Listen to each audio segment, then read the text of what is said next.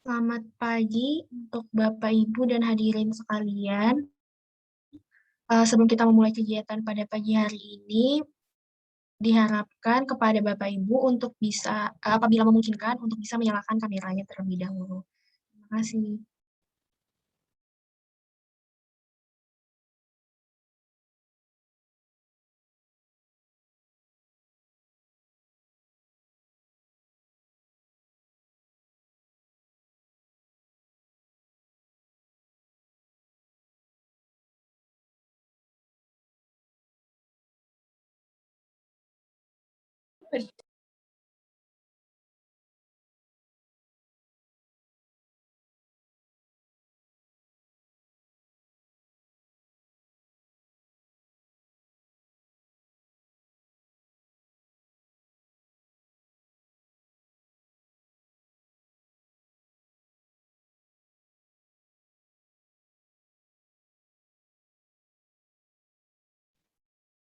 Baik, kita akan langsung saja mulai acara pada pagi hari ini.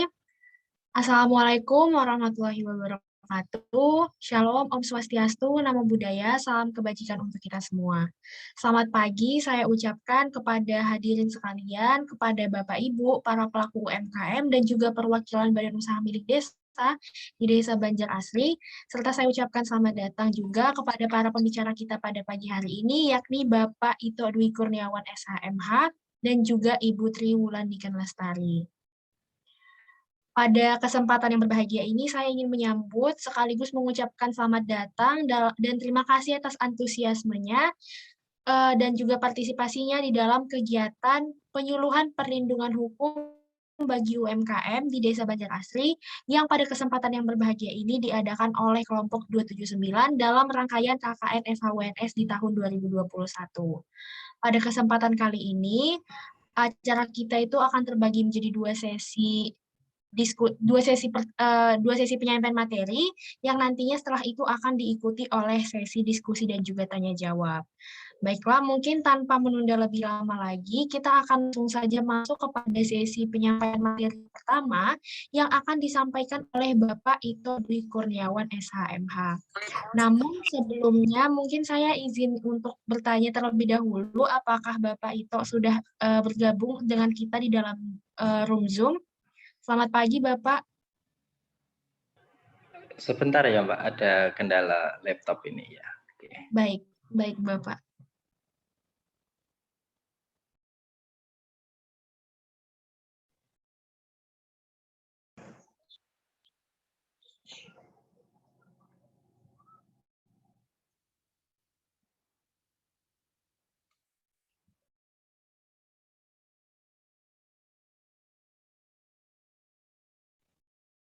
Baik, mungkin sembari menunggu Bapak Ito bergabung lebih lanjut lagi, mungkin saya juga ingin menyapa Ibu Tri Wulandike Lestari selaku pembicara kedua kita pada pagi hari ini.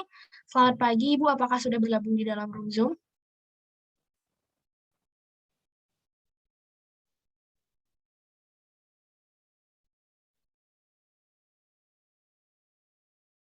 Baik, mungkin sepertinya beliau belum bergabung bersama kita di dalam room Zoom. Baiklah, sambil menunggu Pak Ito, saya mungkin akan menyampaikan sedikit latar belakang juga daripada Pak Ito selaku pembicara kita pada pagi hari ini. Jadi yang ingin saya sampaikan ialah Pak Ito ini merupakan sarjana dari lulusan S1 dan juga S2 dari Fakultas Hukum UNS. Selain itu, Pak Ito juga sedang menempuh pendidikan S3-nya di Fakultas Hukum UNS mulai pada tahun 2020 hingga sekarang. Nah, selanjutnya Pak Ito juga pada tahun 2013 pernah bertugas sebagai dosen di dosen PPKN di FKIP UNS. Yang selanjutnya pada tahun 2019 Pak Ito juga menjabat dan bertugas sebagai dosen hukum bagian acara di Fakultas Hukum UNS pada tahun 2019 hingga pada saat ini. Mungkin berikut tadi adalah sedikit latar belakang yang bisa saya sampaikan terkait pembicara pertama kita, yakni Bapak Ito Dwi Kurniawan SHMH, selaku pembicara pada hari ini. Mungkin saya akan izin bertanya lagi kepada Pak Ito, apakah masih terkendala, Pak? Sebentar, 2 menit ya. Oke, baik, Bapak.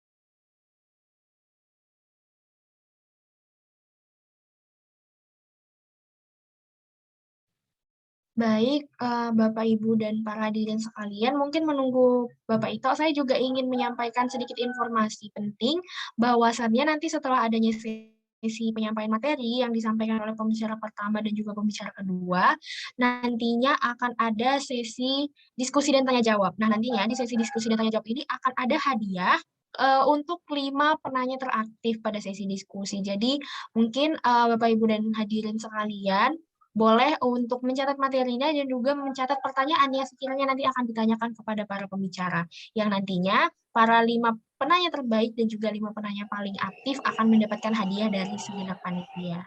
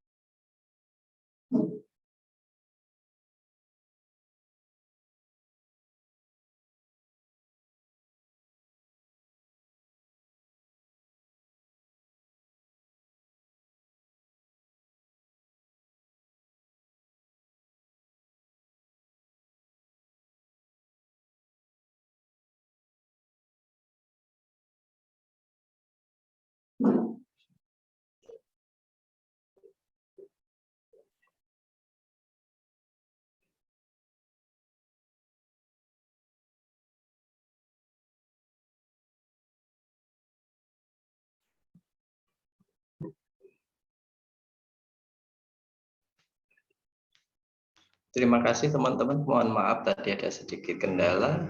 Ini untuk setting background-nya ternyata tidak berfungsi di saya. Oke, tanpa background ya. Ya, baik Bapak, tidak apa-apa Pak. Oke. Terima kasih atas waktu dan kesempatannya. Saya ucapkan terima kasih kepada Bapak Asna selaku Kepala Desa dan di Desa Banjarsari ya. Banjar Asri, Pak. Oh ya, Banjarasri, mohon maaf, dan terima kasih kepada seluruh jajaran pemerintah desa dan perangkat desa di Desa Banjarsari. Terima kasih telah memberikan waktu dan kesempatan bagi adik-adik kami untuk melakukan kuliah kerja nyata di desa Bapak Ibu semuanya. Karena dalam hal ini merupakan capaian kelulusan mahasiswa harus melaksanakan program KKN, baik KKN-nya luring, daring, ataupun campuran, karena mengingat kondisi situasi pandemi saat ini ya. Terima kasih juga kepada Ibu Niken dari Dinas Koperasi dan UMKM Kabupaten Kulon Progo telah berkenan untuk menjadi narasumber di forum KKN ini. Ya, langsung saja kepada materi. Bismillahirrahmanirrahim. Assalamualaikum warahmatullahi wabarakatuh. Oke, selamat pagi dan selamat sehat kepada kita semua.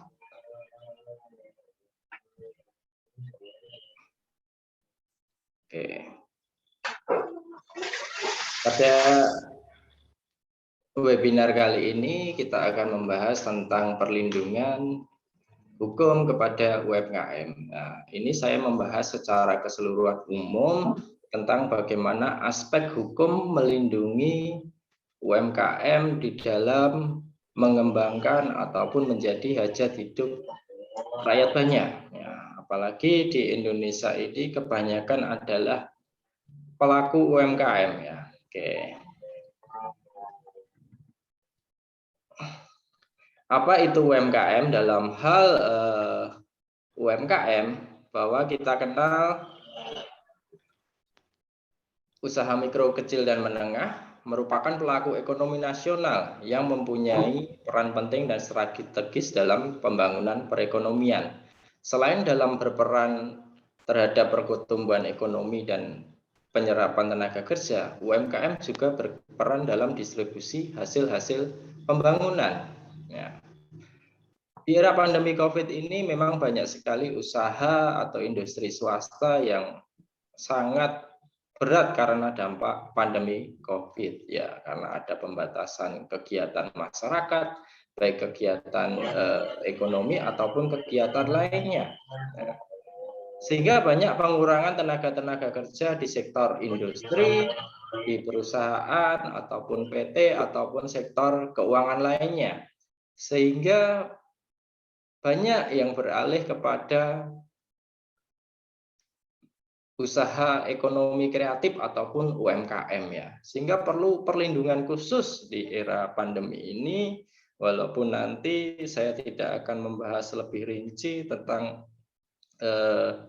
kebijakan tentang pandemi ini karena tiap kabupaten ataupun tiap provinsi berbeda-beda ya Bapak Ibu. Ya.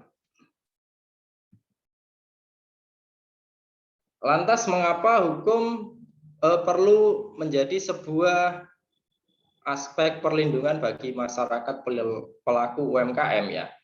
Hukum sebagai social control dan social engineering ini adalah mengkontrol perilaku masyarakat dan untuk merekayasa perilaku masyarakat. Ya, ini sedikit kutipan dari Roscoe bahwa law is a social tool of engineering and social control. Nah, berbagai masalah UMKM perlu diberikan payung hukum. Nah, ketidakjelasan ini mungkin sedikit muncul di era pandemi ya, karena apa? Ada pembatasan jam malam, berubah menjadi take away ataupun dibungkus, tidak boleh makan di tempat dan lain sebagainya ya. Nah, fungsi primer hukum dalam melindungi rakyat dari bahaya dan tindakan yang dapat merugikan dan menderitakan hidup orang lain, masyarakat maupun penguasa. Ya. Mungkin beberapa aspek ketidakadilan muncul di saat pelaku UMKM menjalankan kegiatan usaha di pandemi, di saat mungkin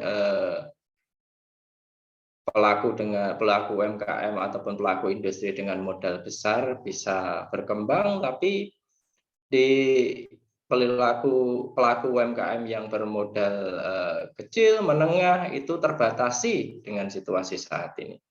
Sehingga dengan adanya hukum, maka UMKM dapat menjalankan kegiatan usahanya dengan ketertiban dan keteraturan nilai kepastian hukum.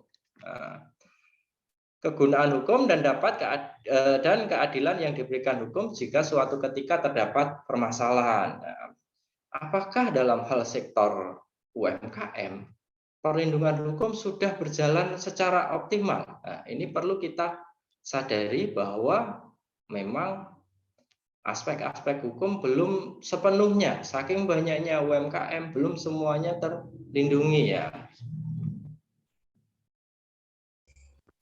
Ada sedikit penjelasan di dalam pasal 6 Undang-Undang 2020 tahun 2008 ini tentang Undang-Undang UMKM. Nah, di sini mendeskripsikan bahwa usaha mikro memiliki kekayaan paling banyak 50 juta rupiah, tidak termasuk tanah dan bangunan. Yang kedua, memiliki omset hasil penjualan tahunan ya, paling banyak 300 juta rupiah. Yang poin kedua adalah usaha kecil, kekayaan bersih lebih dari 50 juta dan paling banyak 500 juta. Hasil ataupun omset penjualan tahunan lebih dari 300 dan sampai paling banyak 2 miliar 500. Yang terakhir adalah tentang usaha menengah. Ini memiliki kekayaan lebih dari 500 juta dan paling banyak 10 miliar. Memiliki hasil omset penjualan tahunan lebih dari 2,5 miliar dan paling maksimal di 50 miliar. Ada sedikit perbedaan dalam hal klaster penamaan UMKM, bidang modal dan bidang omset penjualan di saat terbitnya PP UMKM di tahun 2021 ini di peraturan nomor 7 ya.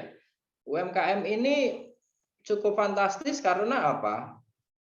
Ini naik menjadi paling banyak mikro itu 1 miliar. Usaha kecil 1 sampai 5 miliar. Usaha menengah dari 5 miliar sampai 10 miliar. Dari omset penjualan ataupun hasil, ini mikro paling banyak menjadi 2 miliar. Usaha kecil 2 miliar sampai 15 miliar. Dan usaha menengah 15 miliar dan paling banyak 50 miliar. Muncul apa ya? Diferensiasi bahwa aturan ini lebih apa?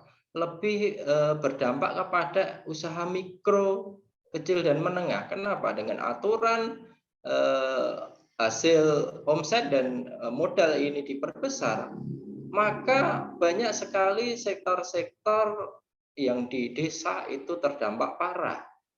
Karena dulu masuknya bukan UMKM, sekarang menjadi UMKM. Sehingga bebas bersaing dengan pelaku UMKM masyarakat kecil ini. Nah, yang dulunya masuk klasternya adalah pengusaha, sekarang menjadi klasternya adalah UMKM. Sehingga muncul diferensiasi dalam hal penerapan kebijakan, pengaturannya, ataupun pengelompokannya. Sehingga Pak, kalau kita sebagai pelaku UMKM yang dulunya hanya standar kecil, yang tadi yang pertama di Undang-Undang UMKM, tapi kita mendapat drop dari klaster atas yang turun menjadi UMKM, sehingga muncul persaingan usaha yang tidak sehat ya. Oke. Ada beberapa problema yang dihadapi oleh pelaku UMKM. Yang pertama tadi, ketimpangan struktural dalam alokasi dan penguasaan sumber daya. Struktur peraturan saja sudah berubah, bergeser, otomatis alokasi biaya bergeser, dan sumber dayanya yang bagi pelaku UMKM ini tidak bergeser, tidak berkembang. Sehingga apa? Mau tidak mau, pelaku UMKM tergencet Bapak Ibu dan teman-teman lainnya. Yang kedua, ketidaktegasan keberpihakan negara pada upaya pengembangan ekonomi rakyat dalam kebijakan. Dulunya undang-undang khusus UMKM ini mengatur UMKM, melindungi UMKM. Sekarang Bapak Ibu lihat di dalam Undang-Undang Cipta Kerja, itu UMKM masuk lagi di situ. Kalau Bapak Ibu baca pasti pusing karena apa? Ribuan pasal. Ini tentang Cipta Kerja, UMKM masuk di situ, hampir berbenturan dengan Undang-Undang UMKM, apalagi dengan Undang-Undang pengusaha, buruh dan lain sebagainya dalam satu format undang-undang, yaitu Undang-Undang Cipta Kerja. Sehingga dianggap sebagai sebuah ketidakberpihakan pemerintah, baik pemerintahnya ini adalah pemerintah pusat ya. Yang ketiga, struktur pasar yang oligopoli sehingga persaingan apa ya menjadi tidak sehat, sehingga apa dampaknya yang laku semakin laku, yang tidak laku menjadi semakin mati. Yang keempat, permodalan dan akses terhadap kelembagaan keuangan. Ya, dalam hal kebijakan akses untuk menambah modal, memang diberikan fasilitas kredit usaha rakyat. Tapi fasilitas itu kadang tidak sepenuhnya bisa digunakan oleh pelaku UMKM, di mana pelaku UMKM di desa mungkin tidak mempunyai jaminan yang valid untuk mendapatkan pembiayaan di perbankan, baik KUR ataupun kredit investasi lainnya. Apalagi mungkin ada beberapa dulunya pernah menunggak karena nggak tahu dengan sistem informasi debitur atau BI checking di Bank Indonesia.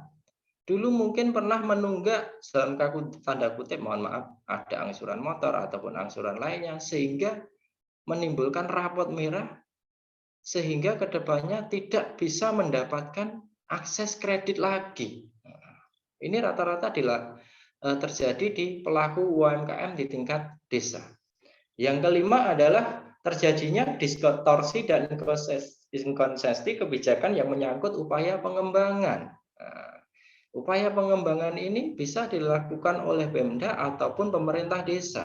Mohon maaf, pemerintah kabupaten melalui Dinas Koperasi UMKM sekarang mungkin sudah berbondong-bondong mengajukan bantuan karena terdampak pandemi COVID, tapi aspek anggarannya mungkin terbatas. Ya. Terus yang kedua, UMKM harus bersaing dengan badan usaha milik desa. Nah, ini distorsi kadang karena apa? Pemerintah desa membuat badan usaha milik desa itu untuk dalam tanda kutip karena program pemerintah pusat yang harus dialokasikan melalui dana desa ataupun ADD itu wajib. Kalau nggak dilaksanakan tahun depannya anggarannya tidak dicairkan dan lain sebagainya, sehingga kadang mendirikan BU badan usaha milik desa yang bidang usahanya sama dengan pelaku UMKM, sehingga tidak melindungi UMKM dan UMKM kalah saing.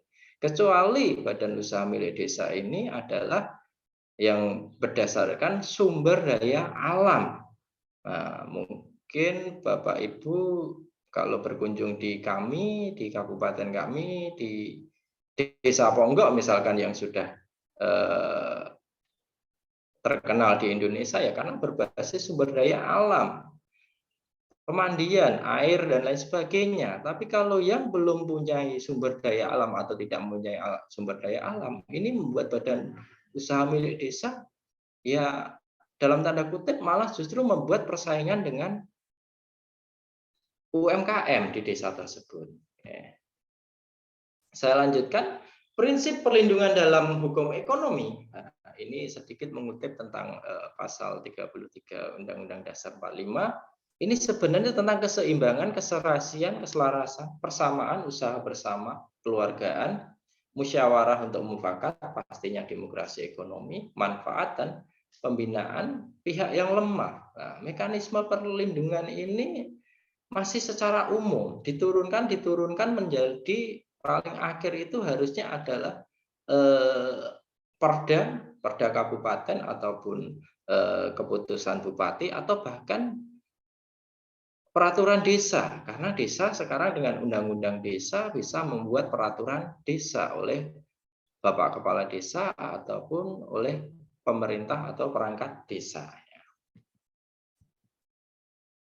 Prinsip perlindungan kepentingan nasional dalam Undang-Undang Dasar pasal 33 ini adalah mengenai penguasaan negara ya dalam hal cabang produksi yang memiliki kepentingan nasional diatur oleh negara ataupun dikuasai oleh negara. Dalam hal dikuasai muncul beberapa manifestasi. Menguasai itu tidak harus sepenuhnya 100%. Nah, saya senang dengan pemerintah desa Banjar Asri ini mungkin membuat BUMDes yang mewadahi masyarakat desa, pelaku UMKM untuk berkembang, bukan untuk bersaing. Ya.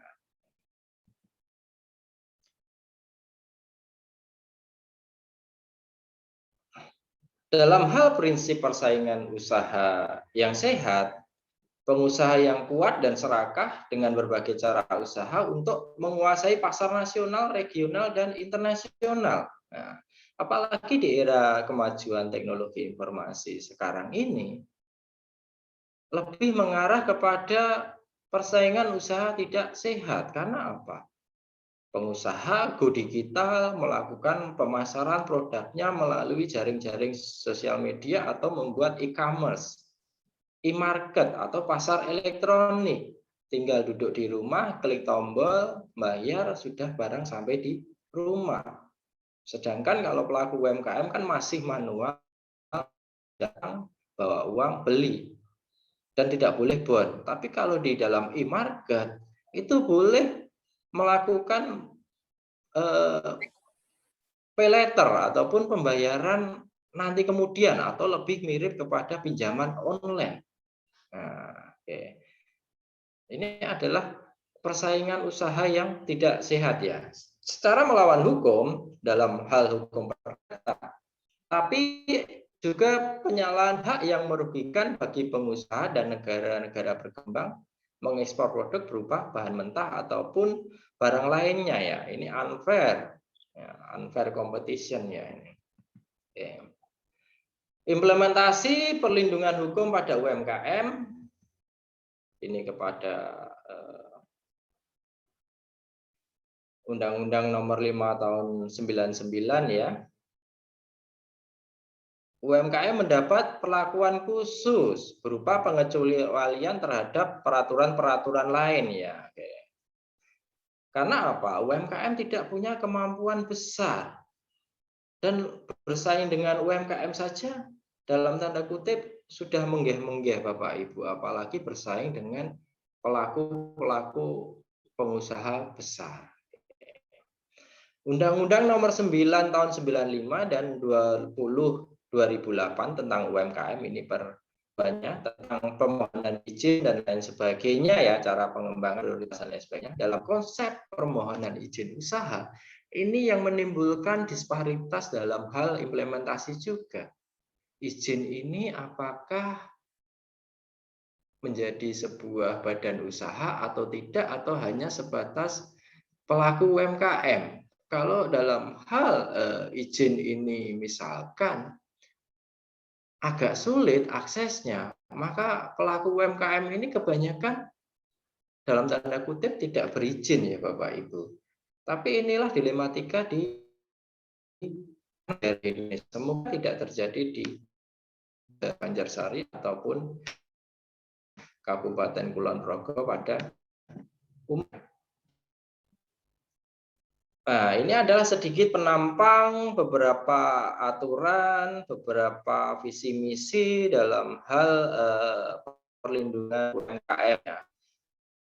Ini sangat kompleks sehingga struktur perekonomian ini niatnya harus seimbang ya, berkembang dan berkeadilan, tapi tidak semuanya bisa terkontrol ya, karena dengan luasan Indonesia yang terdiri dari 16.000 lebih desa, apa satu desa berapa puluh ratus atau berapa ribu UMKM, sehingga perlindungan ini dirasa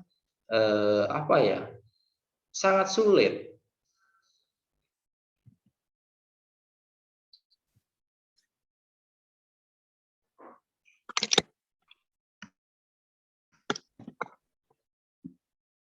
Oke.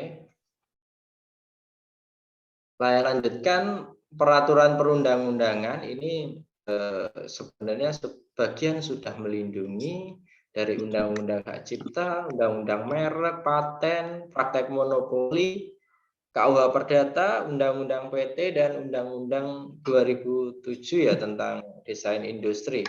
Tapi kendala hukum yang dihadapi oleh UMKM itu merek, brand, dan hak paten ataupun mau membuat franchise itu agak sulit ya, karena terkendala modal. Yang kedua adalah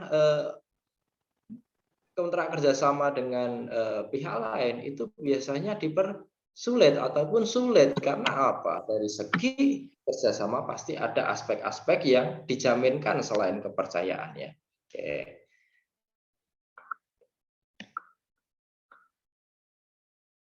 Ini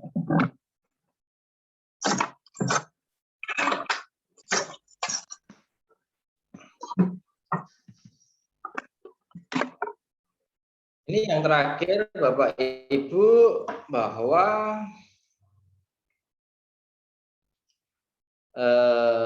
ada perlindungan hukum melalui perundang-undangan juga terhadap dalam hal undang-undang keagenan, perlindungan konsumen, pajakan, dan rahasia dagang. Tapi kendala yang dihadapi UMKM adalah perlindungan terhadap agen. Karena apa? Agen itu pasti dalam hal ini membeli sebuah lisensi. Lisensi itu pasti atau perizinan itu membuat modal.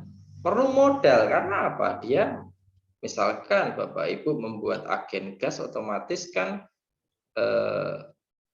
membuat perjanjian yang itu menyangkut tentang masalah modal ya.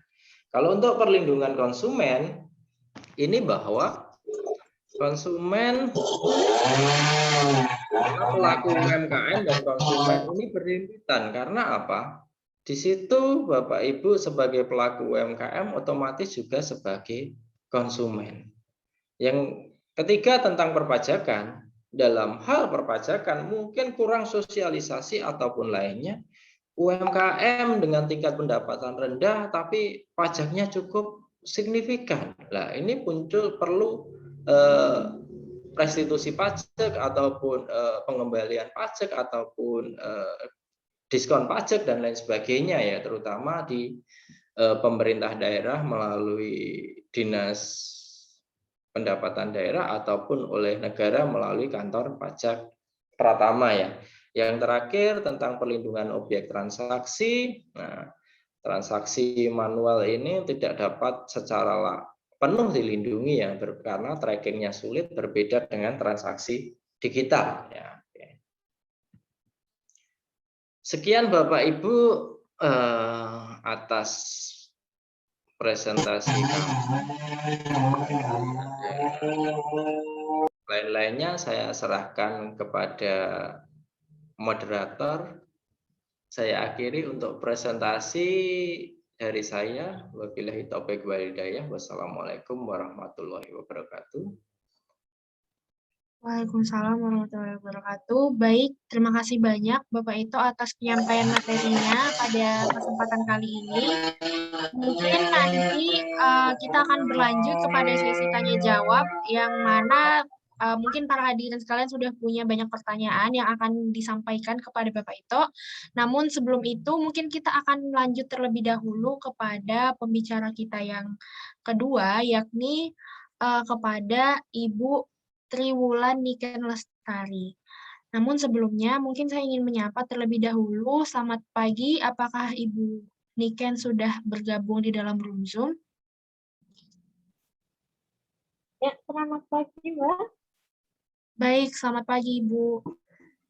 Mungkin sebelum kita lanjut ke sesi penyampaian materi, saya akan menyampaikan sedikit bahwasannya Ibu Niken ini merupakan kasih data dan juga informasi di Dinas Koperasi UKM Kabupaten Kulon Progo, yang mana akan mengisi sesi materi kita yang kedua pada pagi hari ini. Mungkin waktu dan tempat saya persilahkan kepada Bu Niken. Silakan Ibu.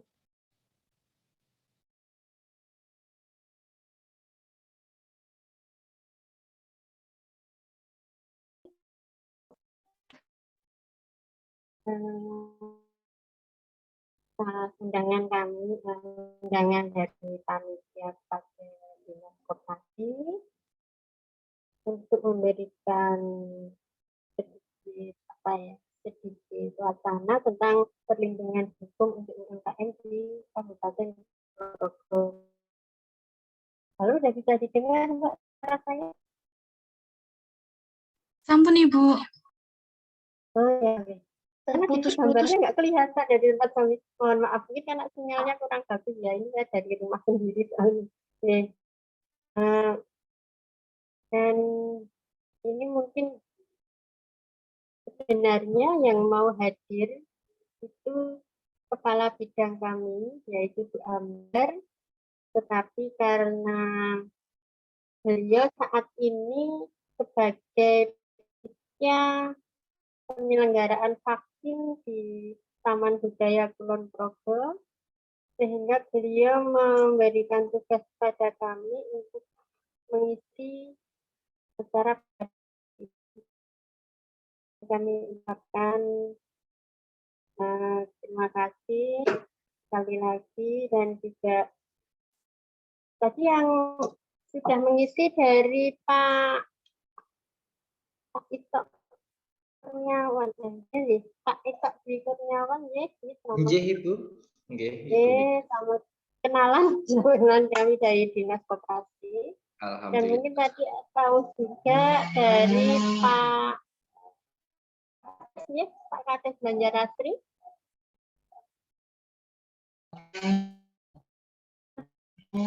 Ada dari, ya, mungkin kalau perkenalan data pengajar disebutkan oleh Mbak Amanda. Kita langsung aja ke materi.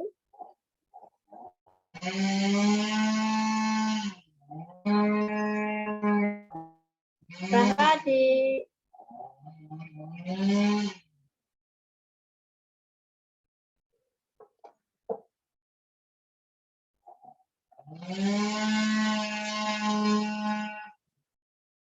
ini yang share paniknya, ya, materinya, ya.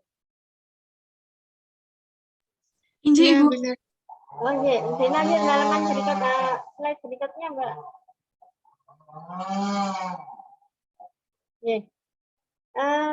Tentang kekayaan, kami sampaikan tentang kekayaan intelektualnya, bahwa ada hak cipta, hak desain industri. Nah, kebetulan di Kabupaten Kulon Progo dari Dinas Koperasi juga pernah memfasilitasi pemberian hak cipta kepada tapi hak cipta ini akhirnya juga yang mempunyai adalah Pemda Kulon Progo, yaitu hak cipta tentang hasil karya itu Benteng, yang mungkin sekarang menjadi menjadi seragam. Jadi hak batik ke Black Benteng yang menjadi seragam di beberapa instansi, yang itu benar-benar dianjurkan oleh Bapak Bupati untuk menggunakan batik dari produk baik maupun seragam oleh anak sekolah. Jadi hak cipta ini adalah hak eksklusif pencipta yang timbul secara otomatis berdasarkan prinsip deklaratif setelah sesuatu ciptaan diwujudkan dalam bentuk nyata tanpa mengurangi pembatasan sesuai dengan ketentuan peraturan perundang-undangan. Nah, untuk saat ini Kabupaten Kulon Progo baru mempunyai satu hak cipta, yaitu hak cipta ke Black Benteng itu. Dan pemilik hak cipta juga mempunyai hak-hak yang lain, yaitu seperti ada hak ekonomi. Misalnya kalau ciptaannya itu digunakan atau diperluaskan oleh pihak lain sehingga mereka mendapatkan hak ekonomi atau balik jasanya itu. Di samping itu ada hak moral juga dari yang mendapatkan, yang mempunyai hak cipta tersebut. Kemudian untuk desain industri adalah suatu kreasi tentang bentuk atau konfigurasi atau komposisi garis atau warna atau gabungan daripadanya yang berbentuk 3 dimensi atau 2 dimensi yang memberikan kesan estetis dan dapat diwujudkan dalam pola 3 dimensi atau 2 dimensi, serta dapat dipakai untuk menghasilkan suatu produk dan komoditas industri atau kerajinan tangan. Kalau untuk Kulon Progo juga sudah ada desain industrinya, yaitu sama dengan hak cipta tadi, yaitu desain industri tentang geblek benteng. Jadi bentuknya itu sudah yang didesain industri yang sudah didapatkan hak desain itu adalah geblek benteng yang berurutan. Kalau sekarang kan sudah berbagai macam bentuk variasinya itu banyak, tapi yang didaftarkan desain industrinya ada berurutan. Mohon maaf sini kami menyampaikannya, sehingga untuk desain industri hanya satu macam saja yang sudah kita daftarkan. Jadi untuk model-model yang lain atau variasi yang lain belum kita daftarkan. Selanjutnya, Mbak.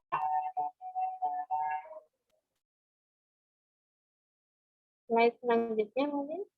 Hak paten, ada hak indikasi geografis, dan juga hak merek. Paten adalah hak eksklusif investor atas investasi di bidang teknologi untuk selama waktu tertentu, melaksanakan sendiri atau memberikan persetujuan kepada insensinya. Nah, ini misalnya contoh tentang pembuatan atau mesin yang mungkin belum ada sebelumnya, terus telah diciptakan atau dibuat oleh seseorang yang penggunaannya biasanya lebih kepada hal ekonomi. Misalnya untuk kalau mesin nanti bisa digunakan untuk memproduksi sesuatu, sehingga dari pemegang hak patennya itu sudah ada imbalan sendiri.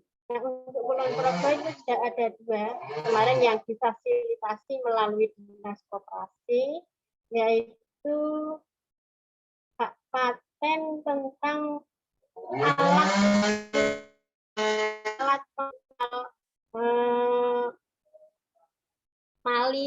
tali dari sebentar nih. Ada catatannya tadi saya lupa. Tali untuk bahan kerajinan serat alam itu sudah kita patenkan. Jadi itu alatnya memang tadinya belum ada, lalu dimodifikasi oleh yang namanya Bapak Tumiko, sehingga saat ini beliaulah yang pemegang hak paten. Lalu yang kedua itu hak paten tentang peralatan pembuatan asap cair dari sekam padi, yaitu suatu alat yang digunakan untuk membuat pupuk cair yang dari sekam padi atau hasil dari limbah gilingan padi, itu sudah kita patenkan.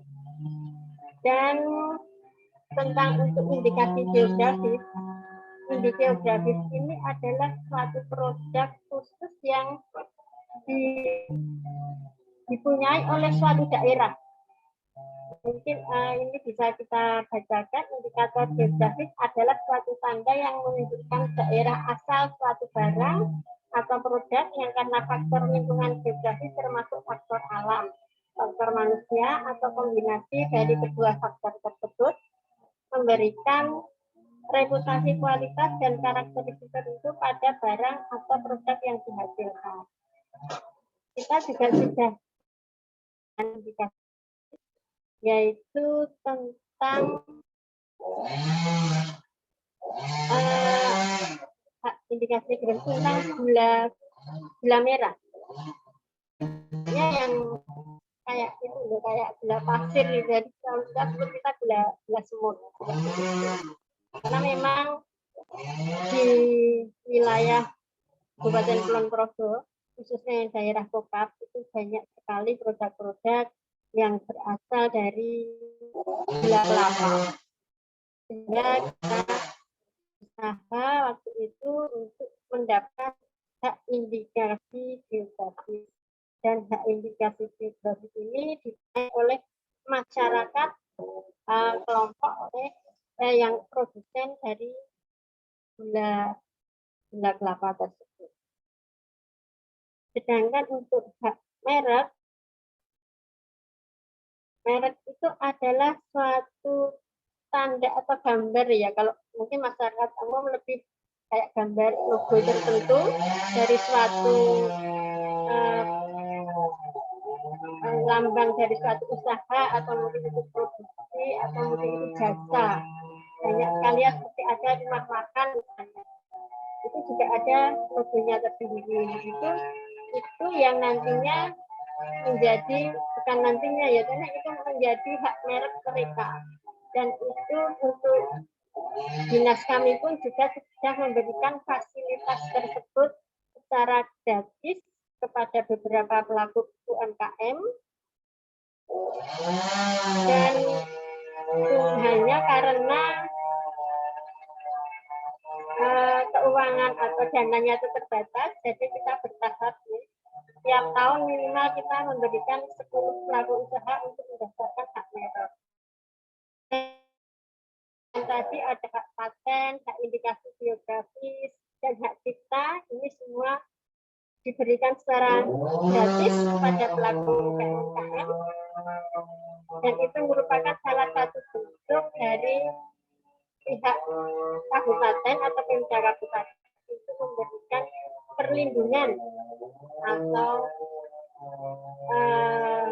dari perlindungan daripada usaha-usaha UMKM agar mereka bisa lebih tenang dalam berusaha, sehingga ada perlindungan hukum tersendiri. Selanjutnya, Mbak. Sedangkan untuk produk industri rumah tangga pangan, ini izin ini diberikan oleh pihak kabupaten, oleh pihak bupati, yang tentunya ini ditangani oleh dinas kesehatan, karena ini menyangkut tentang pangan nih, makanan, sehingga benar-benar dari sisi kesehatan itu perlu sekali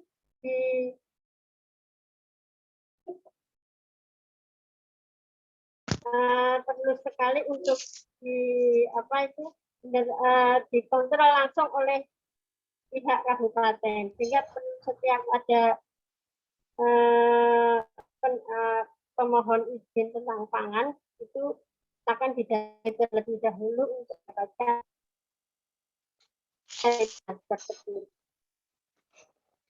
Seperti tingkat produk pangan ini sampai saya sampaikan tadi bahwa langsung diberikan oleh Pak Bupati di wilayah kerjanya khusus untuk produk pangan yang nanti akan ditangani oleh dinas kesehatan. Mungkin bisa lanjut, Mbak.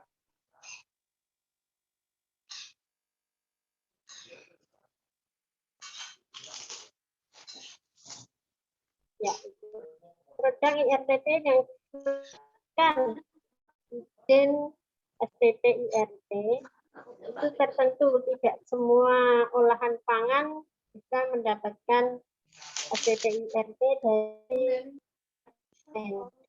beberapa yang tidak bisa diberikan oleh pihak kabupaten, mungkin akan diberikan oleh tingkat yang lebih tinggi lagi. Dengan untuk tingkat kabupaten ini, yang pertama adalah olahan daging kering. Contoh misalnya ada abon, atau mungkin ada dendeng, contoh-contoh yang lain sudah bisa dilihat ya, sudah bisa langsung dilihat. Olahan ikan kering itu juga, terus olahan unggas kering, olahan sayur, olahan kelapa, dari mungkin mata de coco, minyak goreng, dan sebagainya. Kalau untuk tepung dan olah-olahannya banyak sekali ya, ada di pasaran. Minyak dan lemak, selai, jeli, gula, kembang gula, kopi dan teh kering, bumbu dan sebagainya, seperti yang itu bisa mendapatkan STP IRT. Ya, lanjut, Mbak.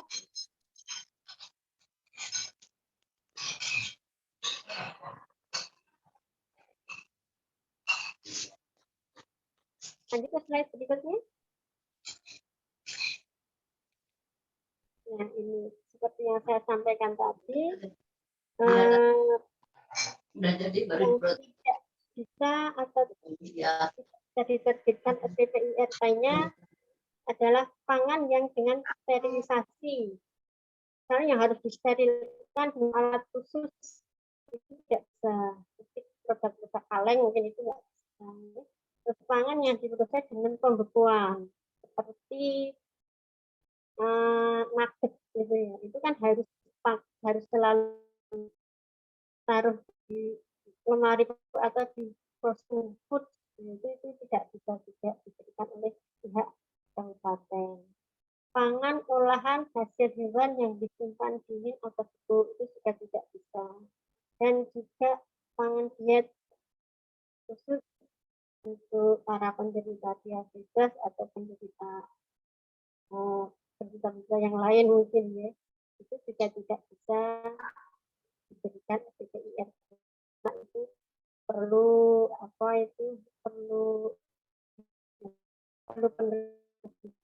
lebih intensif melakukan.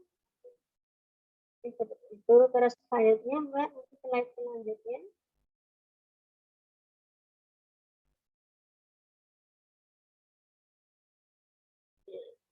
Ini adalah tata cara pendaftaran SPPIRT. Jadi dari pemohon ada login dulu ke OSS. Kalau di Kabupaten Kulon Progo itu ada di BPMPT. Alamatnya ada di jalan nasional, jadi masih di pinggir jalan, yaitu sekitar kalau mungkin tahu terminal, nah itu agak ke selatan. Kantornya ada di situ. Lalu setelah tentunya mohon wajib mengikuti pelatihan penyuluhan keamanan pangan. Ini dilaksanakan oleh Dinas Kesehatan. Setelah mengikuti penyuluhan, pemohon mendapatkan sertifikat penyuluhan keamanan pangan. Nah, kalau sudah mendapatkan sertifikat penyuluhan pangan, dilanjut untuk mendaftarkan ke Dinas Kesehatan. Lalu Dinas Kesehatan mengeluarkan rekomendasi tentang SPPIRT. Kemudian itu dibawa ke DPMPT, sehingga kalau semua syarat-syarat sudah terpenuhi, tentunya SPPIRT akan diterbitkan oleh Dinas Kesehatan. Itu tentang tata cara pendaftaran SPPIRT.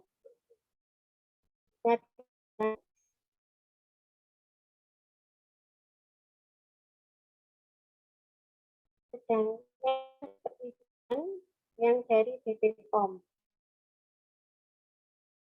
Jadi kalau tadi yang melalui Dinas Kesehatan, ini BPOM, itu mungkin izin-izin yang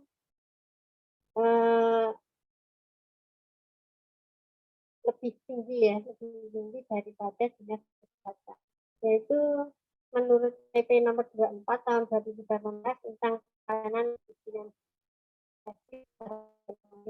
Tinggal melalui BPOM, yaitu harus izin berusaha. Izin usaha dapatkan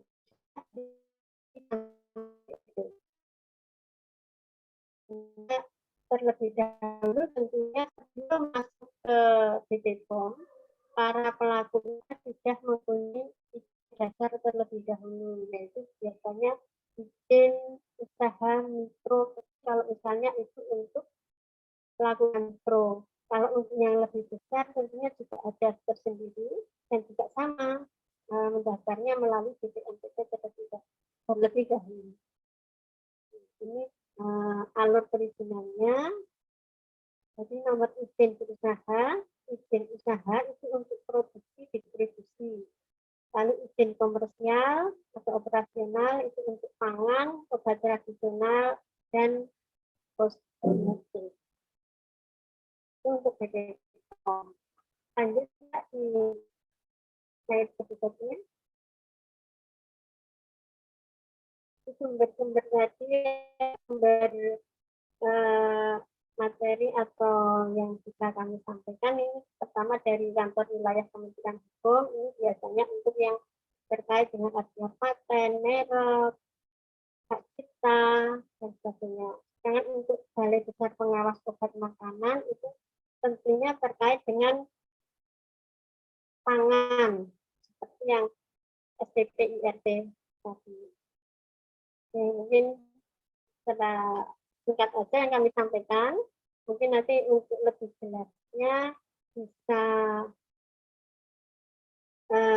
kami sampaikan pada sesi tanya jawab. Begitu Mbak, mungkin bisa kami kembalikan waktu dan tempat. Baik, terima kasih banyak Bu Niken atas materi yang telah dipaparkan. Mungkin sekarang kita akan berlanjut kepada sesi tanya jawab, di mana sudah banyak Bapak Ibu yang memberikan pertanyaannya untuk Pak Ito dan juga Ibu Niken. Mungkin sebelumnya apabila ada penanya yang ingin bertanya langsung, boleh langsung raise hand. Namun apabila tidak, saya akan membacakan pertanyaannya untuk disampaikan kepada para pemateri. Mungkin saya akan menyampaikan pertanyaan yang sudah masuk terlebih dahulu, yakni dari Bapak Agus Haryono. Pertanyaan yang ditujukan kepada Bapak Ito, yang mana pertanyaannya adalah apabila dalam hal menagih bon utang, apakah ada hukum yang bisa menjerat pelaku apabila hutangnya tidak segera dibayar, gitu Bapak? Oke, terima kasih kepada Bapak Agus, ini pemilik toko kelontong ya.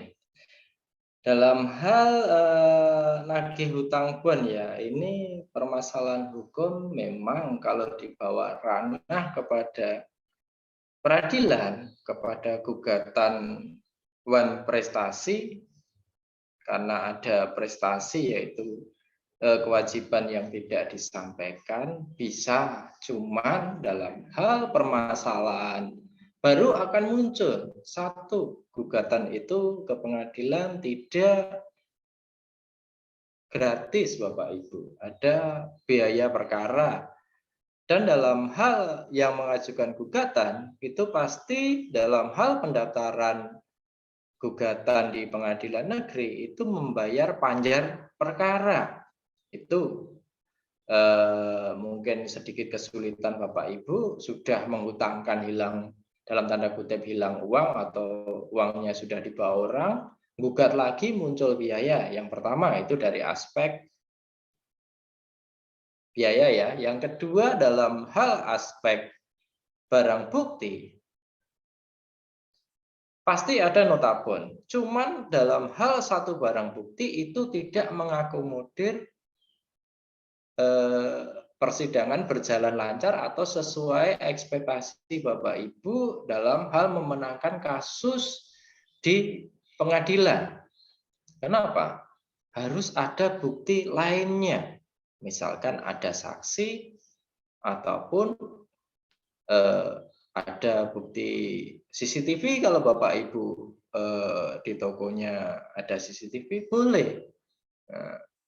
Tapi kalau cuma satu barang bukti, nanti ekspektasinya malah justru membingungkan saat di pengadilan. Malah bisa perkara ini gugur, bahkan nanti jika diajukan lagi muncul suatu konsep nebis in idem, tidak boleh diajukan lagi pada kasus yang sama.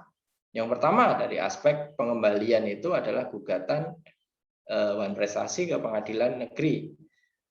Dalam hal aspek kedua, jika dilaporkan penipuan pada ranah pidana, baik di polsek atau kepolisian, Bapak Ibu sudah uangnya belum balik, nanti ada pemanggilan di BAP oleh pihak penyidik kepolisian itu sekitar 2-4 jam. Nah, itu baru BAP-nya ya, belum menunggu antrian sampai kepada penyidiknya. Bapak Ibu pasti barangkali toko ataupun lainnya tutup karena harus memenuhi undangan kepolisian untuk mengisi atau diwawancara tentang berita acara perkara. Yang kedua adalah waktunya juga akan tidak sesimpel itu, tidak sesingkat itu. Oke.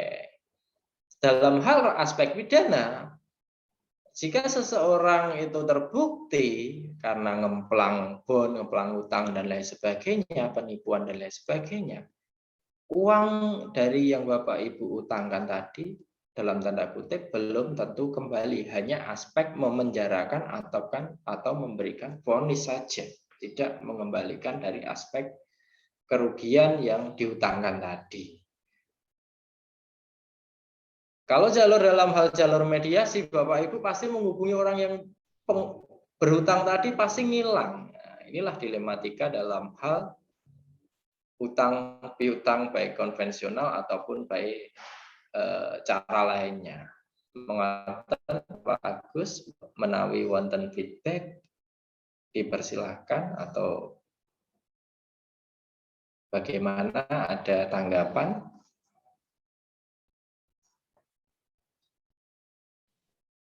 Baik, terima kasih Bapak itu atas jawabannya. Baik, mungkin saya akan lanjutkan kepada penanya yang kedua, Pak. Yang pertanyaannya ialah, saya izin membacakan pertanyaannya ya Pak. Izin bertanya kepada Bapak Ito, dosen dari Universitas 11 Maret. Saya Widarti menjual gula Jawa skala rumahan. Saya mau izin bertanya Pak, saya rencananya mau mengajukan kredit untuk modal usaha saya sendiri. Namun saya ada permasalahan di mana nama saya sebelumnya dipinjam oleh adik saya untuk meminjam uang di bank untuk pembiayaan usahanya. Sayangnya angsurannya sering macet dan saya selalu ditagih pihak bank untuk membayar dan sudah terlambat hampir 2 bulan. Apakah saya bisa meminjam dana lagi, lalu apa masuk ke daftar hitam di Bank Indonesia, Pak? Pertanyaan yang kedua, apakah ada badan hukum bantuan apabila ada UMKM yang bersengketa? Seperti itu, Bapak. Oke, terima kasih kepada Ibu Widarti. Ini saya juga penghutang Bu Widarti, jadi saya secara teknisnya paham. Dalam hal kredit usaha itu yang paling pur, kredit usaha rakyat. Kalau BRI, BPKB sepeda motor bisa sampai 25 juta.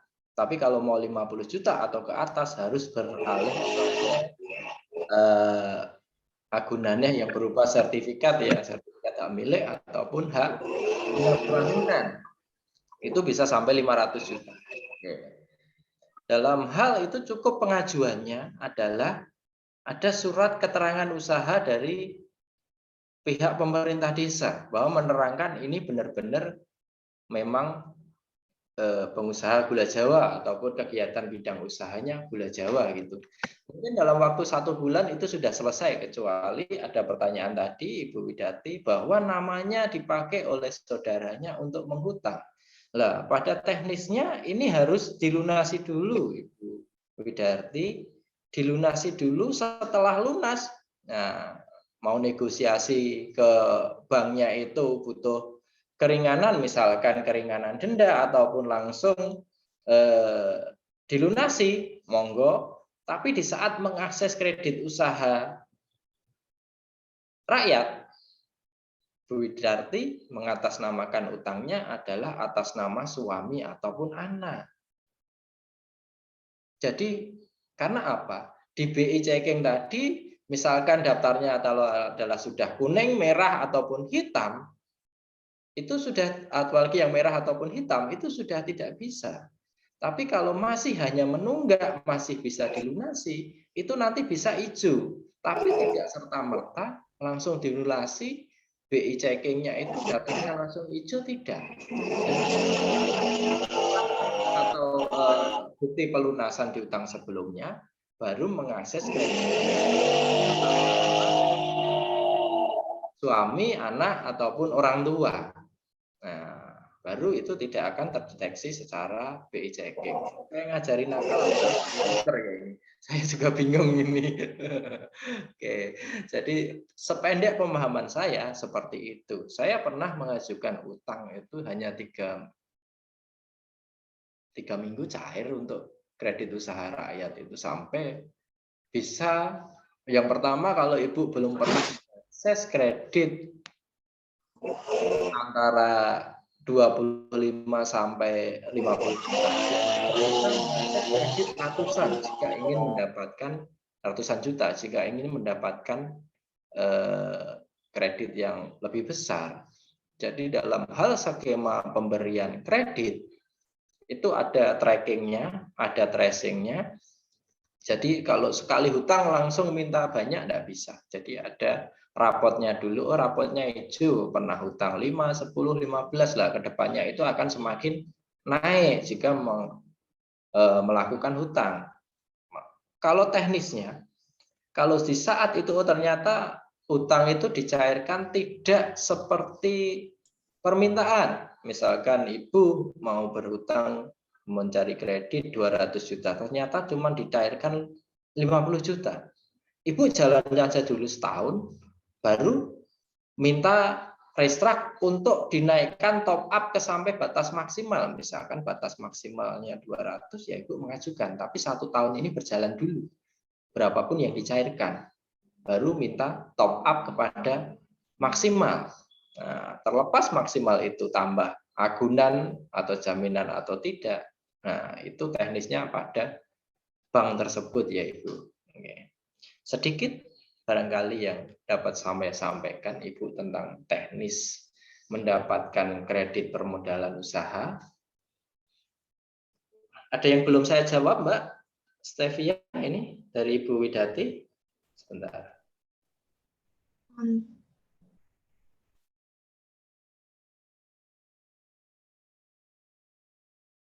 Bantuan hukum ya, kalau bantuan hukum ini saya sedikit terangkan bantuan hukum nanti dari Bapak Ibu di Desa Banjar Asri.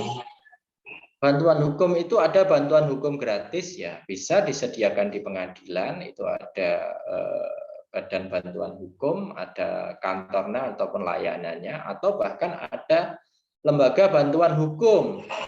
Ya, hampir mirip, mohon maaf, dengan LSM ya, cuman berbadan hukum ya, badan hukumnya bantuan hukum. Tapi permasalahannya adalah bantuan hukum itu gratis. Bantuannya, profesinya, pekerjaannya gratis.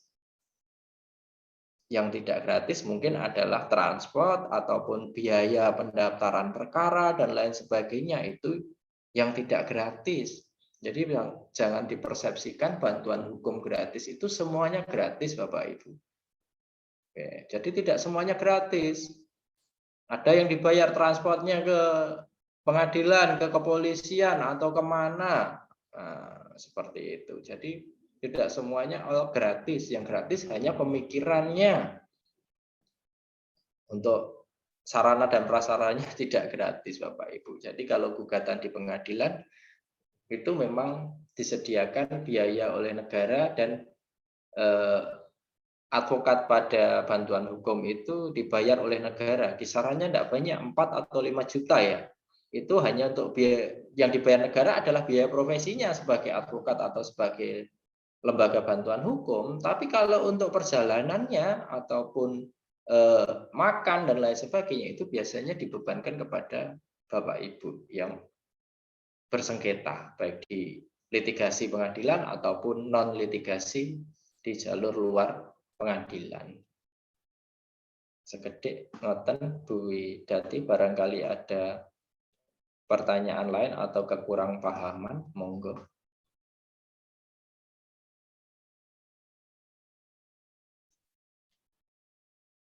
Baik, bagaimana Ibu? Baik. Baik, terima kasih Bu Widarti. Mungkin kita akan berlanjut Pak kepada penanya selanjutnya. Ibu Surati. Kepada Ibu dipersilahkan Bu untuk menyampaikan pertanyaannya. Perkenalkan saya Ibu Surati dari Kisih.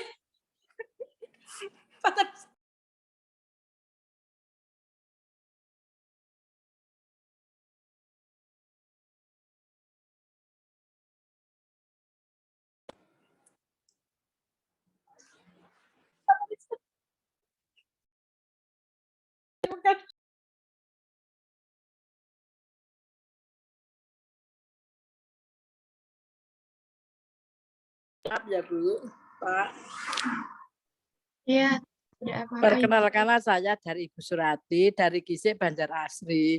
Mau tanya apa manfaat mendaftar sebagai UMKM?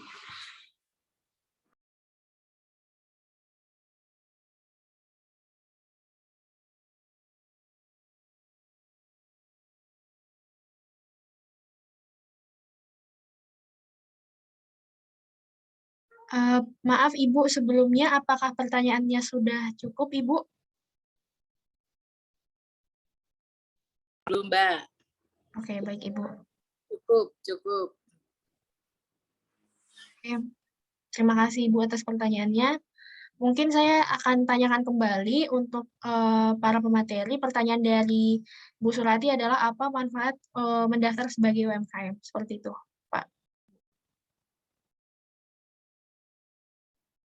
Ini kepada saya atau kepada Ibu Niken, Ji? Ibu Niken, Pak. Oh, Ji, mohon. Baik Ibu. Ini Ibu Surati dari Nanggulan ya?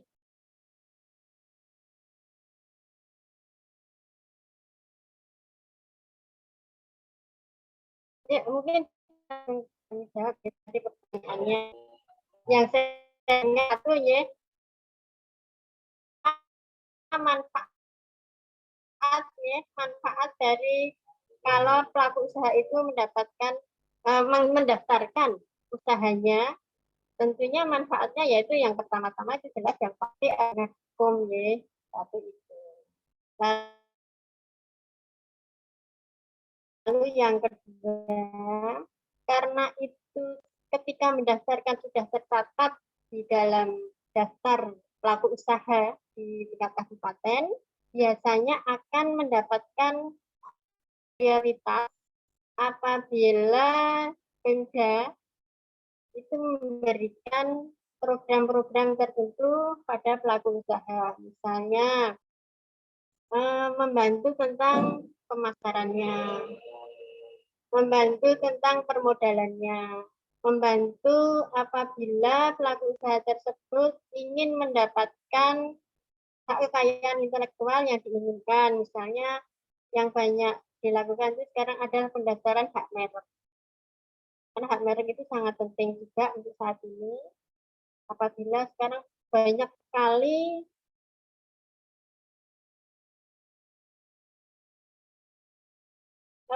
para pelaku usaha yang muncul. Walaupun untuk saat ini mungkin ada beberapa yang COVID-19, tapi sebelum ada COVID itu ya, pelaku-pelaku usaha baru. Sehingga perlu sekali para pelaku usaha untuk mendaftarkan usahanya, sehingga apabila ada yang protes atau ada yang menjolimi misalnya, itu ada pada pelaku usaha tersebut. Mungkin itu jawaban saya.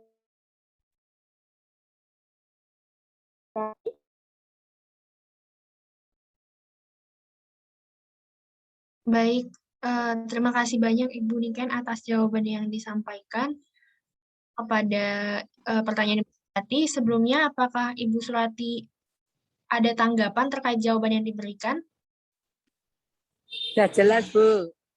Baik. Terima kasih banyak Ibu. Selanjutnya, saya akan menyampaikan pertanyaan yang disampaikan oleh Ibu Hesti Wulandari. Yakni pertanyaannya adalah, selamat pagi Bapak Ibu, saya izin bertanya. Terkait permasalahan yang dihadapi UMKM, salah satunya ialah terdapat permodalan dan akses terhadap kelembagaan keuangan yang sulit. Terkadang untuk mengajukan permodalan terhambat dengan adanya perizinan usaha.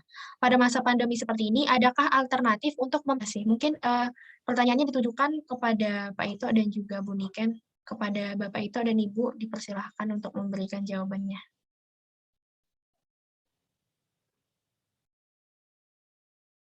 Mungkin yang akan menjawab terlebih dahulu.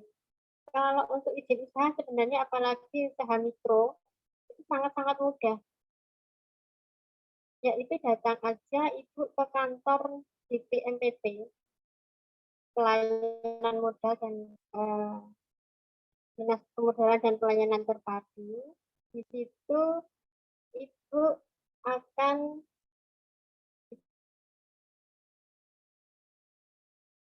berikan fasilitas untuk mendaftarkan secara gratis, yaitu izin usaha mikro. Dalam izin usaha mikro itu nanti Ibu juga akan mendapatkan NIB, nomor induk berusaha. Nah, itu sudah merupakan izin darat pelaku usaha mikro. Itu bisa digunakan untuk apa saja. Nanti kalau misalnya seperti kalau di tempat kami, misalnya Ibu mau mendaftarkan mereknya, itu yang produk fotokopi KTP dan logo atau gambar itu diminta kalau ingin mendaftarkan kegiatan-kegiatan di tempat. Dan itu mudah sekali kok, tidak sulit, tidak berbelit-belit, hanya perlu datang ke sana, beberapa persyaratan yang diwajibkan. Sehingga perlu lama, saya rasa itu mungkin sehari 2 hari sudah mendapatkan izin usaha tersebut. Mungkin itu yang bisa kami jawab. Baik, terima kasih banyak Ibu. Dari Bapak Ito, apakah ada tambahan Pak terkait pertanyaan yang tadi? Mohon izin Ibu Niken menambahkan sedikit. Laras memang harus ke kantor pelayanan terpadu ya, KPT ya, pelayanan terpadu dalam hal bidang kantor penanaman modal ya, DTM PTSP tadi. Tapi dalam hal ranah kendala teknis, mungkin Bapak Ibu yang pelaku usaha perdagangan ya, terutama toko kelontong dan lain sebagainya, saat mengajukan perizinan usaha di bidang perdagangan, atau usaha toko dan lain sebagainya yang penjualan ya, ini akan sedikit terkendala tentang IMB ya. Karena apa? Dalam hal teknis, IMB ini ternyata berfungsi signifikan dalam hal pengajuan izin usaha, apalagi Bapak Ibu yang berada di jalan-jalan dalam kriteria besar, misalkan jalan nasional atau jalan provinsi dan lain sebagainya. Lah, itu ada teknis bahwa IMB ternyata harus mundur sekian meter dari jalan, dari as jalan atau tengah jalan. Nah, ini akan menimbulkan sedikit kesulitan Bapak Ibu dalam hal usaha perdagangan mendapatkan izin usaha ya, siup ya. Nah, tapi kalau dalam hal tanda daftar perusahaan, nah, itu mungkin kalau sudah mendapatkan siup lebih mudah, selama tidak berbadan hukum ya. Tapi kalau sudah berbadan hukum CV, PT ataupun UD dan lain usaha dagang, maka pendaftarannya harus ke Dirjen AHU ya, Administrasi Hukum dan Umum di Kementerian Hukum dan HAM, sependek semahaman saya seperti itu. Jadi kalau di tingkat perizinan tingkat kabupaten masih mudah Bapak Ibu. Kalau di tingkat kementerian mungkin sedikit terkendala karena prosesnya tidak singkat. Sedikit yang sahabat saya sampaikan. Ada pertanyaan, feedback?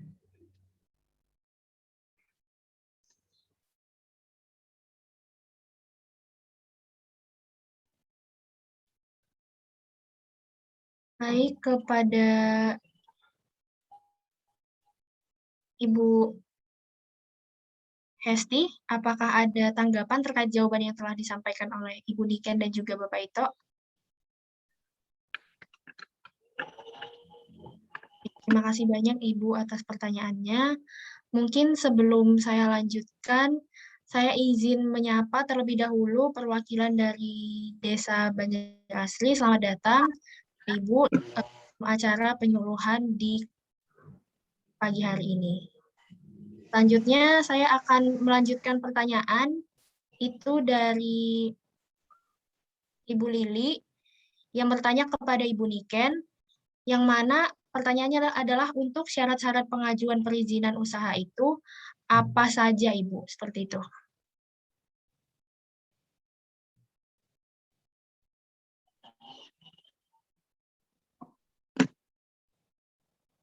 Syarat perizinan usaha yang khusus untuk IUM, nggih. Kalau untuk PDB, untuk yang lainnya, tidak di dinas kami yang paham ya, itu di dinas perdagangan dan instansi yang lain. Kalau untuk izin usaha, seperti hanya fotokopi KTP.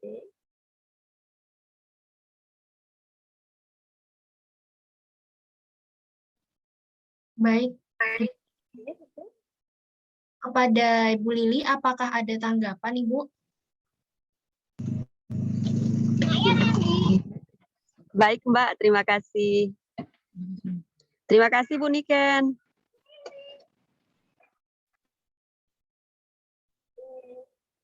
Baik, saya lanjutkan kepada pertanyaan selanjutnya, yakni dari Bapak Tri Sukarni, yang ingin bertanya kepada Bapak Ito, yang pertanyaannya adalah bagaimana cara memidanakan mandor atau pemborong yang melarikan diri dan tidak membayar ke toko bangunan, sedangkan barang sudah dikirim dan dari pihak yang membangun sudah membayarkan ke mandor, tetapi tidak dibayarkan kepada toko bangunannya. Langkah hukum apakah yang dapat kami lakukan dan menagih kepada siapa, Bapak? Terima kasih, Pak. Oke, ini kontrak kerja di bidang konstruksi ya. Oke.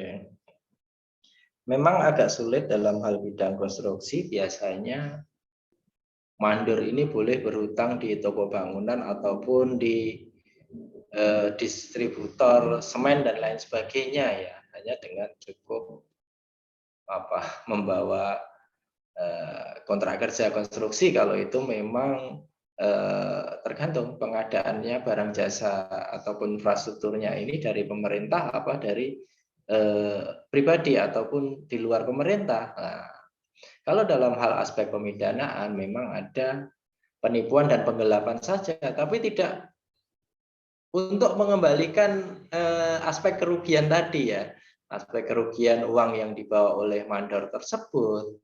Nah, tapi kalau untuk ranah pengembalian tetap pada gugatan di pengadilan negeri ya, karena kontrak kerja konstruksi ya ada bukti-buktinya, atau mungkin kalau yang lebih sulit itu adalah kontraknya ternyata dengan mandor hubungannya hanya sebatas lisan. Nah, sebuah perjanjian yang lisan itu untuk pembuktian di pengadilan di hadapan hakim itu agak sulit, Bapak Ibu. Agak sulit karena apa? Karena tidak ada rekaman biasanya, kecuali direkam ya.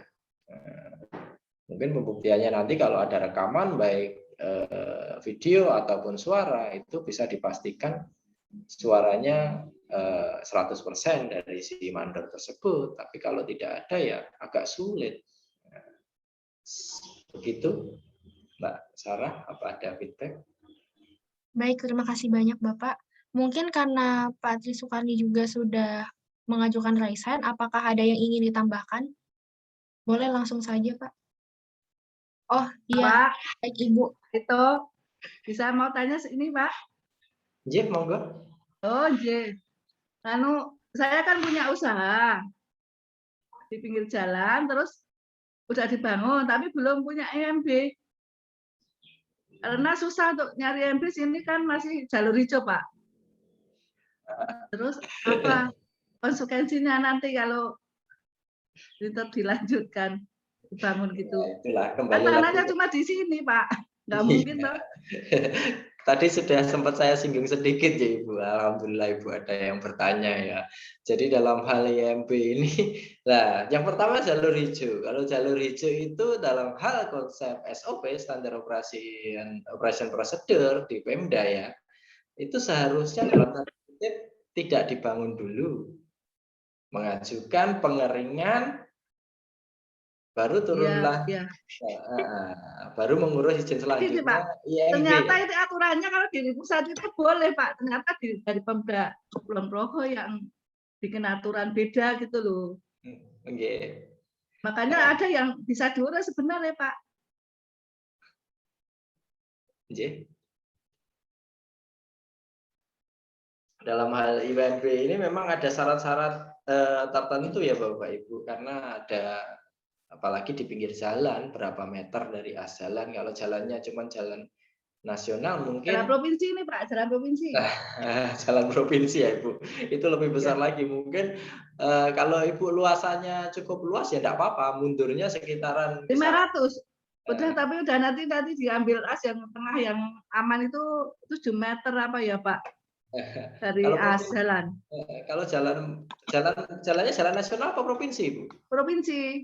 Jalan provinsi sekitar 7 sampai 10 meter ya, minimal 10 meter mundur dari as jalan ya Ibu. Oh, nanti kalau kegusur nggak dapat ganti rugi ya Pak ya? Ya tidak dapat, kecuali dibangun menjadi jalan pelebaran jalan ataupun dialihkan jadi jalan tol, mah tidak apa-apa Bapak Ibu. Nanti gantinya ganti untung, bukan ganti rugi. Nah, repot Pak, punya tanah cuma sini mau gimana? Nah, ya itu kendalanya Bapak Ibu, karena sudah terlanjur terbangun, sedangkan syarat jarak dari as jalan atau tengah jalan itu tidak bisa dirubah ya, sehingga nanti kalau izin itu muncul dalam tanda kutip secara formal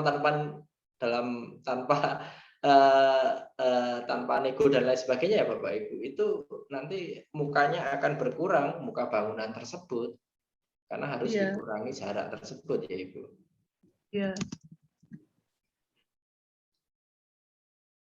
Jadi sehingga dalam hal tidak turunnya IMB akan sedikit mengganggu proses perizinan surat izin usaha dari kantor pelayanan terpadu tadi, kantor perizinan terpadu Kulon Progo. Kalau siup udah ada Pak, udah punya malah. Ya, kalau siup alhamdulillah kalau sudah punya Ibu.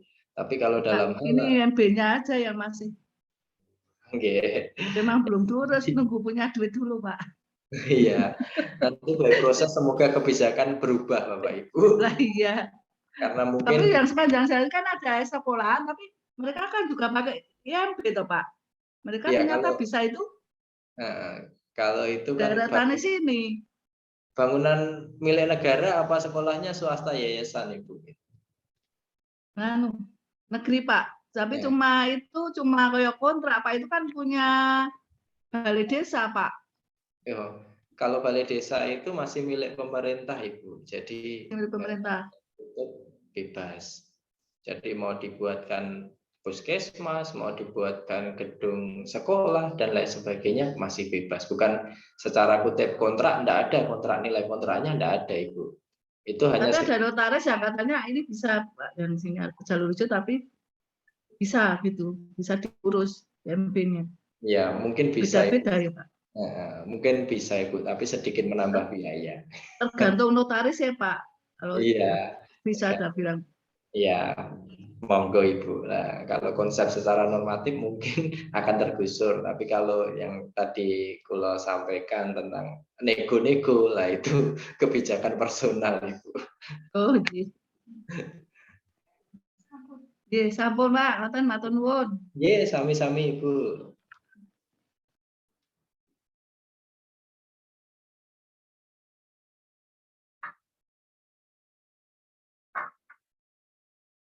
Baik, terima kasih banyak Ibu atas pertanyaannya dan terima kasih Bapak itu atas jawabannya.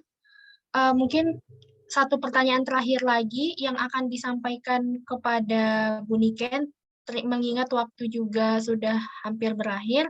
Pertanyaan terakhir ialah dari Bapak atau Ibu Windy bertanya, izin bertanya kepada Bu Niken dari Dinas Koperasi dan UMKM. Saya izin bertanya, saya punya usaha sayur. Apakah di Dinas Koperasi dan UMKM sendiri punya wadah atau paguyuban untuk UMKM Ibu? Jika ada, bagaimana cara mendaftarnya? Seperti itu Ibu. Kalau paguyuban di saya kalau untuk paguyuban di dinas kami tidak ada untuk pedagang sayur ya. termasuk apa bahan-bahan yang lain yang kami tidak memfasilitasi seperti adanya kopi.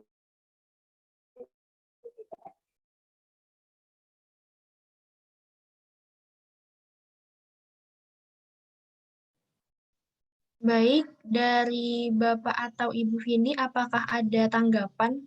Bapak Ibu? Bapak Ibu.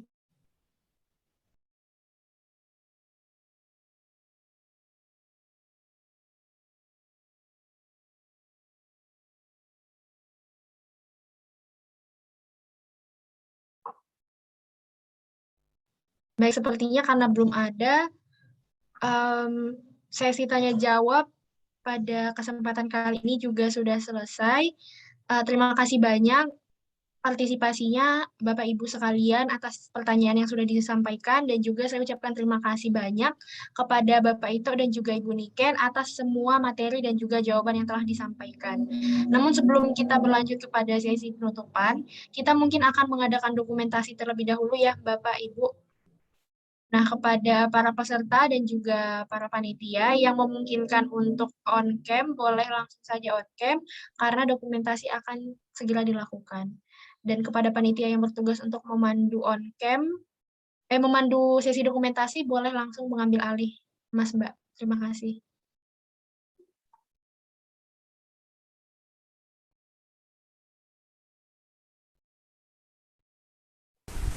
Baik, untuk sesi dokumentasi ini di slide pertama ya. 1, 2, 3. Untuk slide kedua 1, 2, 3. Slide terakhir 1, 2, 3. Udah, terima kasih. Baik, terima kasih banyak Mbak Devi Aprilina selaku panitia yang sudah melakukan sesi dokumentasi. Sekarang kita akan lanjutkan ke sesi penutupan karena sudah terlaksananya sesi tanya jawab, sudah terlaksana juga sesi penyampaian materi. Sebelum kita berlanjut kepada sesi penutupan, saya izin mengingatkan terlebih dahulu kepada seluruh peserta untuk mengisi presensi yang sudah dibagikan oleh panitia di kolom chat di room Zoom. Mungkin panitia bisa kembali dikirim. Oke, baik. Sudah kembali dikirim linknya, bisa presensi terlebih dahulu untuk Bapak Ibu sekalian agar tidak terlupa. Baik, karena sudah berakhirnya sesi penyampaian materi, juga sudah terlaksana sesi tanya jawab, maka kita sudah sampai di penghujung acara penyuluhan hukum di KKN yang dilaksanakan oleh kelompok 279 pada pagi hari ini.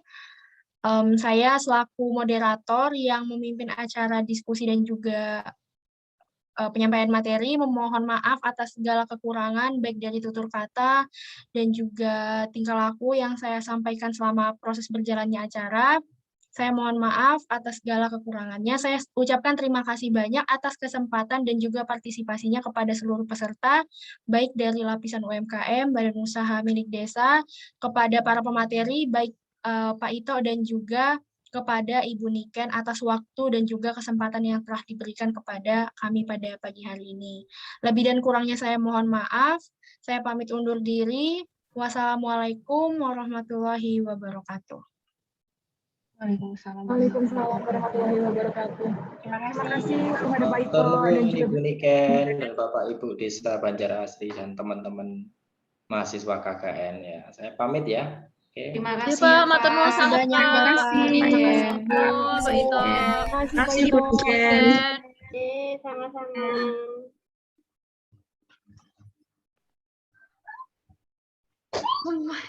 Selamat. Gila. Sabar, Ke, sabar, sabar.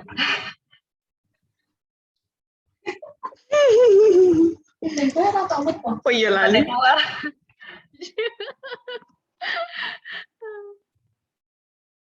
Alhamdulillah. Makasih semuanya. Terima kasih untuk peserta. Ya, hostnya mungkin bisa dibantu untuk di out kan mungkin ada yang di out-outin aja coba host. Dibantuin nggak aku? Nih sama co-host. Gimana caranya? Ini udah boleh stop record. Ya,